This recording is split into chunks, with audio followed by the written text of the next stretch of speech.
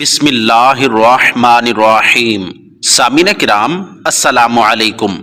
اردن میں گزشتہ دنوں ایک بہت ہی عجیب و غریب واقعہ رونما ہوا۔ ابو انس نامی ایک نیک تاجر تھا۔ اس کا چھوٹا بھائی یونیورسٹی میں پڑھتا تھا، جس کے جملہ اخراجات ابو انس ہی پورے کرتا تھا۔ کچھ عرصہ بعد ابو انس کا نوجوانی میں ہی انتقال ہو گیا۔ لواحقین میں نوجوان بیوہ اور ایک بیٹا انس رہ گیا۔ کچھ ہی دن بعد ابو انس کا چھوٹا بھائی بھی اس کے گھر میں منتقل ہوا اور یہ آسرا دیا کہ مرحوم بھائی کی تجارت سنبھالنے کے ساتھ یتیم اور بیوہ کی کفالت بھی کروں گا۔ کچھ وقت تو معاملہ ٹھیک چلتا رہا، بعد میں اس کی نیت میں فتور آ گیا۔ اس نے چپکے سے ساری جائیداد اپنے نام کرائی اور راتوں رات سب کچھ فروخت کر کے امریکہ بھاگ گیا۔ پیچھے یتیم بچہ اور اس کی ماں سڑک پر آ گئے۔ اس بدبخت نے امریکہ جا کر گاڑیوں کا کاروبار سیٹ کر لیا اور وہیں شادی بھی رچا لی۔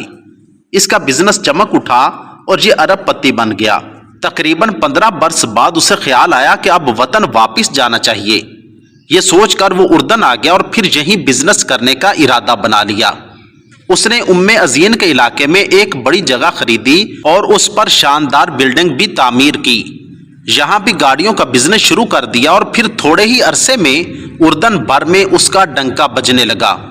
ادھر انس اور اس کی ماں انتہائی فقر و فاقہ سے دن رات گزارتے رہے تھے۔ ایک خیراتی ادارے کے تعاون سے انس نے تعلیم حاصل کی اور شادی کر کے نوکری کر رہا تھا۔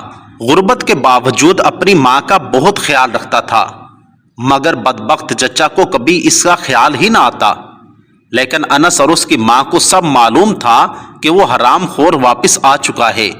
ایک دن ماں نے بیٹے سے کہا کہ ہمت کرو، اپنے چچا کے پاس جاؤ اور اس سے اپنے باپ کے مال کا کچھ حصے کا مطالبہ کرو۔ ماں کے کہنے پر انس چچا کے شو روم میں پہنچ گیا، مگر چچا نے کھٹور دلی کا مظاہرہ کر کے اسے بھگا دیا اور کہا کہ اگر آئندہ ادھر کا رخ کیا تو گرفتار کروا دوں گا۔ وہ بوجھل قدموں کے ساتھ واپس اپنی ماں کے پاس آیا اور سارا ماجرا سنایا۔ بیوہ سوائے بد دعا کے اور کر بھی کیا سکتی تھی؟ اس حرام خور بزنس مین نے اب اردن میں رہنے کا فیصلہ کیا تھا۔ وہ ایک جنت نما محل تعمیر کر چکا تھا اور اپنی بیوی بچوں کو ادھر وہ لوگ امریکہ سے روانہ ہوئے اور ادھر یہ بدبخت انہیں لینے کے لیے اپنی نئی ماڈل کی پرکشش گاڑی لے کر ایئرپورٹ روانہ ہوا۔ جب وہ ایئرپورٹ سے باہر نکلے تو یہ سب اس نئی گاڑی میں سوار ہو کر اپنے محل کی طرف چل پڑے۔ یہ سارا منظر دیکھ کر فرشتہ اجل ہنس رہا تھا۔ جیسے ہی ان کی گاڑی مین سڑک پر پہنچی تو ایک تیز رفتار ٹرالر نے اسے روند ڈالا اور انس کا حرام خور چچا اپنی امریکن بیوی اور دونوں بچوں کے ساتھ ٹکڑے ٹکڑے ہو گیا۔ پیچھے اس کا سوائے انس کے کوئی اور وارث نہیں تھا۔ انس اکلوتا وارث تھا۔ اب اس کے چچا کا محل، شو روم اور بزنس بیٹھے بٹھائے انس کی جولی میں گر گیا۔ کیسا عجیب معاملہ ہے رب کریم کا۔ اس نے یتیم کے مال کو کئی گنا بڑھا کر اسے لوٹا دیا۔ وہ مظلوم کی دعا ضرور سنتا ہے، اگرچہ اس کے ظاہر ہونے میں 15 برس بھی لگ جائیں۔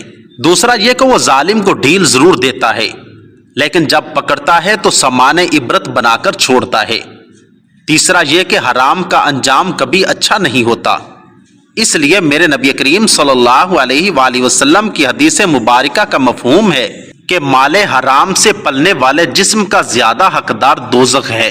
اللہ تعالی ہم سب کو حرام سے بچائے اور حلال ہی پہ اکتفا کرنے کی توفیق عطا فرمائے۔ آمین ثم آمین۔